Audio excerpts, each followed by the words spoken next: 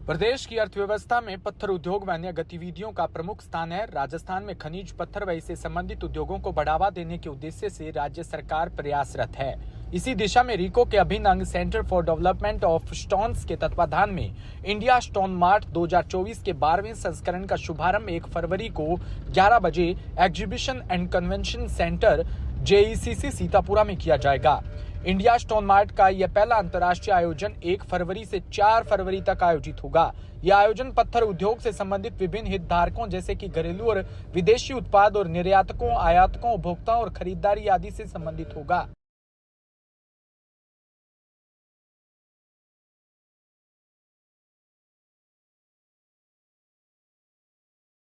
अपने पत्थरों के लिए मशहूर है, देश ही नहीं बल्कि पूरी दुनिया के अंदर। और हमारी सरकार का ये ध्येय है कि बिजनेस को ज़्यादा से ज़्यादा आगे बढ़ाया जाए और उस कारण पत्थरों से संबंधित जो बिजनेस है, जितने भी लोग जो इसमें बिजनेस करते हैं, उनके लिए हम एक शानदार प्लेटफॉर्म देना चाहते हैं, जिस प्लेटफॉर्म से वो आगे जो बायर्स हैं, जो सेलर्स हैं, उनसे तालमेल कर सकें और अपने जो प्रोडक्ट्स हैं वो एक अच्छे माध्यम से प्रदर्शित कर सकें। इसके अंदर बड़े बड़े जो बिजनेसेस हैं पत्थर से जो करते हैं, केवल वही नहीं जो घरों में, बिल्डिंग्स में इस्तेमाल होते हैं, बल्कि पत्थरों पे जो शिल्पकार भी काम करते हैं, हमने उनको भी इस स्टोन मार्ट के अंदर शामिल कराया। तो ये स्टोन मार्ट राजस्थान हर 2 साल में एक बार लगाता था। इस बार 1 फरवरी को 2024 का जो स्टोन मार्ट है उसका उद्घाटन माननीय मुख्यमंत्री जी करेंगे और 4 फरवरी तक ये चलेगा। इसमें साधारण जो दर्शक हैं, जो देखना चाहते हैं, उनके लिए भी इस स्टोन मार्ट को खोला जाएगा। वो 2 घंटे के लिए होगा 3 तारीख को और फिर आधा दिन 4 तारीख को। इसी स्टोन मार्ट के अंदर बायर सेलर मीट्स भी होंगी। इसी स्टोन मार्ट में शिल्पागृह भी एक करा जा रहा है, जिसमें आर्टिस्ट जितने भी है जो पत्थरों पे काम करते हैं वो अपने प्रदर्शनी भी लगाएंगे और जो दूसरे राज्यों से आए हैं उनके साथ उनकी अलग अलग चर्चाएं भी होंगी। हमने इसके अंदर जो दूसरे देश से जो राष्ट्र आ रहे हैं, जो दूसरे राष्ट्र आ रहे हैं, उसकी लिस्ट इस प्रकार से है कि टर्की, जिससे सबसे ज़्यादा बिजनेसमैन या बायर सेलर आ रहे हैं, तकरीबन 70 वहाँ से आ रहे हैं। उसी तरह ईरान से आ रहे हैं, इटली से आ रहे हैं, वियतनाम से आ रहे हैं, अमेरिका, स्पेन और रूस से आ रहे हैं। और देश के तकरीबन 300 ऐसे बिजनेसमैन हैं जो पत्थरों से बिजनेस करते हैं, वो भी इसमें शामिल होंगे।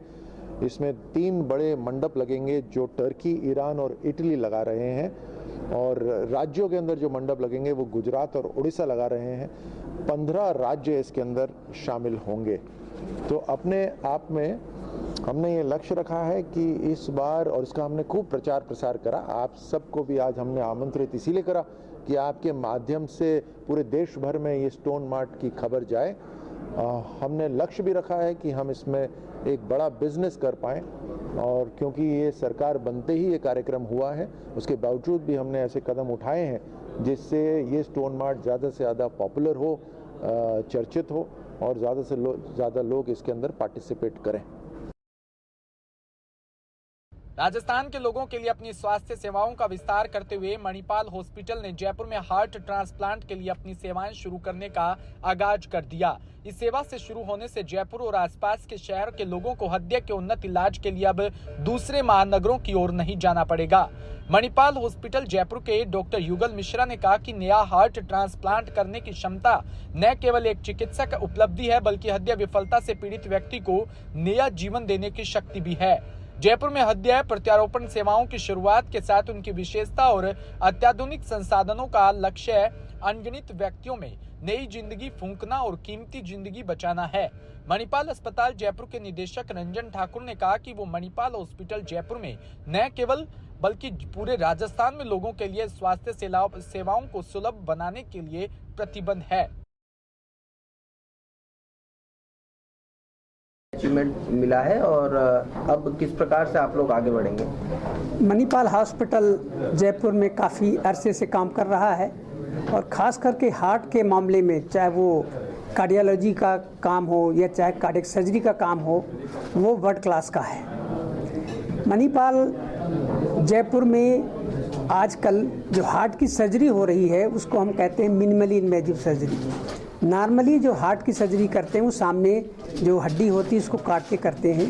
यहाँ पर जो हार्ट की सर्जरी है, चाहे वो बाईपास सर्जरी हो, चाहे वो वाल्व का रिपेयर रिप्लेसमेंट हो, चाहे कंजेनाइटल चीज़ें हैं उनको क्लोज करने का हो, वो छोटे कट से साइड में छोटा सा कट लगता है और उससे ये सर्जरी हो जाती है, जिसकी वजह से जो आदमी की जो पेशेंट्स हैं उनकी रिकवरी 3 महीने की जगह 3 हफ्ते में हो जाती है और ब्लड लॉस नहीं होता है, कॉस्मेटिकली बहुत अच्छी होती है, पेन नहीं होता और 3 हफ्ते के अंदर ऐसे पेशेंट अपने काम धंधे में वापस लग जाते हैं। खास करके जो मैनुअल वर्कर हैं, ट्रक ड्राइवर हैं, जो खेती काम करने वाले हैं, ऐसे लोग जिनके यदि सामने हड्डी काटेंगे तो डरते रहते हैं पूरा अपना काम दोबारा करने में, लेकिन इसमें चूँकि हड्डी ही नहीं कटती तो उनको काम में वापस जाने में कोई दिक्कत नहीं होती।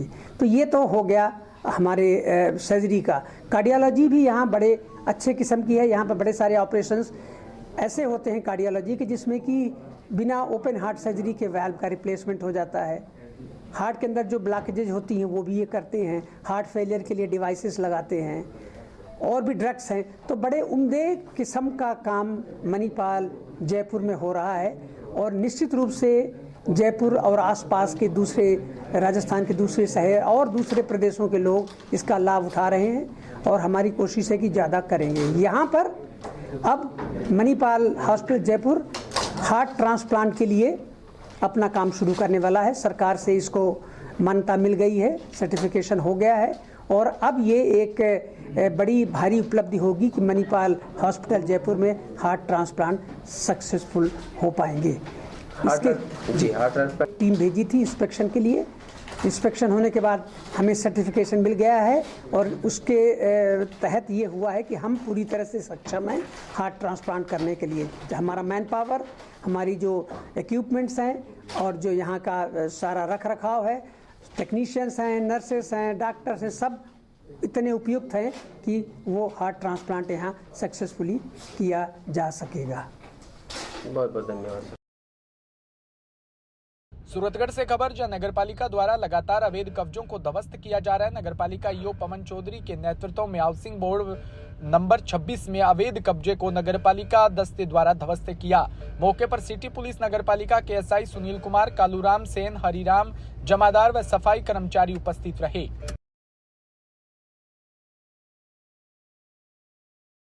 वहीं भरतपुर धौलपुर के जाट समाज आंदोलन को लेकर अब बड़ा रूप लेता नजर आ रहा है। वहीं जाट आरक्षण को लेकर जाट समाज ने रूपबास तहसील में अपना दूसरा महापड़ाव डाल दिया।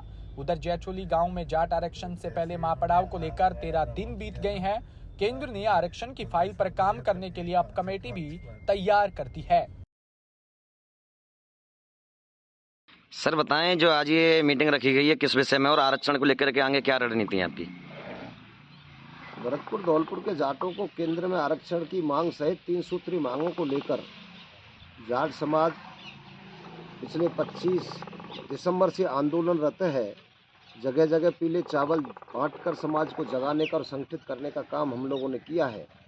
7 जनवरी को महापंचायत जनूथर में की गई और 17 तारीख से महापड़ाव जयचोली में चल रहा है। इस श्रृंखला में हमने जगह जगह छोटे छोटे पड़ाव डालने का निर्णय लिया है। आंदोलन गांधीवादी है। हम अपनी समझदारी से, गंभीरता से परिचय देते हुए जाट समाज अपने बच्चों के हक और अधिकार की बात को रख रहा है। अगर सरकार ने समाज की गंभीरता को समाज की कमजोरी समझा तो ये सरकार की भूल होगी। हम अभी अपने धैर्य का परिचय दे रहे हैं। हमें आशा है, सरकार ने कमेटी गठित की है, हमने भी कमेटी गठित की है। अब खबर जैसलमेर से, जहां पोखरण में आखिर कब मिलेगा मासूम को न्याय। बेजुबान मासूम न्याय का इंतजार कर रहा है। सरकारी हॉस्पिटल के चिकित्सा कर्मियों की लापरवाही से झुलसा था मासूम। झुलसने के बाद अंदर ही अंदर पीड़ा झेल रहा था मासूम। बेजुबान मासूम अपना दर्द बयान नहीं कर सकता। प्रशासन व विभाग मात्र रिपोर्ट जुटाने में, तैयार करने में 25 जनवरी को मामले को दबाने से चल रहे थे। 5 दिनों से लगातार चल रही मात्र प्रशासनिक जांच क्या कोई नहीं आदमी की सूद लेने वाला? आखिर दोषियों के खिलाफ कब न्याय, कब सजा होगी और कब प्रशासन सख्त एक्शन लेगा?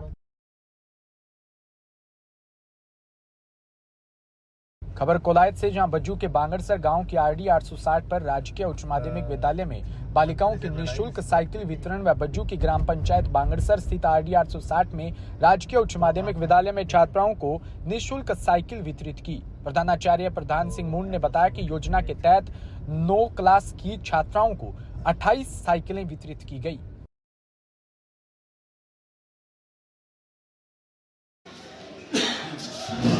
आज राजकीय उच्च माध्यमिक विद्यालय आरडी 860 में निःशुल्क साइकिल वितरण समारोह आयोजित किया गया और बालिकाओं को सरकार की इस महत्वाकांक्षी योजनाओं का लाभ पहुंचाया गया। कोलायत की जज्जू की महात्मा गांधी अंग्रेजी मीडियम स्कूल में वार्षिक उत्सव धूमधाम से मनाया। कार्यक्रम की अध्यक्षता प्रिंसिपल प्रवीण स्वामी ने करते हुए बच्चों को संबोधित करते हुए कहा कि वार्षिक उत्सव कार्यक्रम विभाग की ओर से करवाया जाता है। साथ ही कार्यक्रम में सरपंच गमूराम, फरीद खान आदि उपस्थित रहे।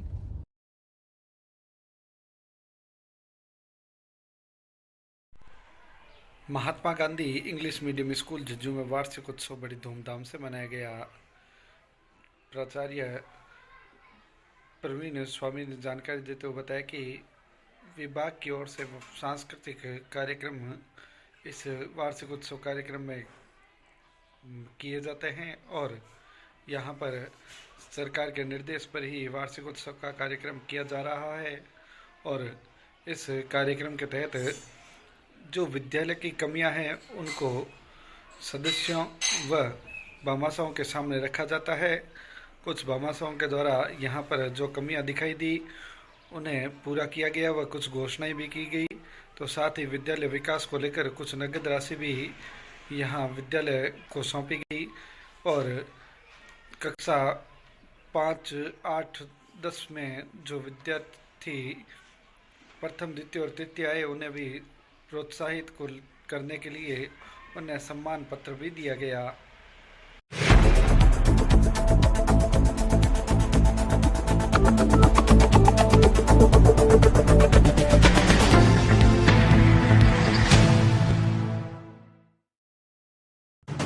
राजस्थान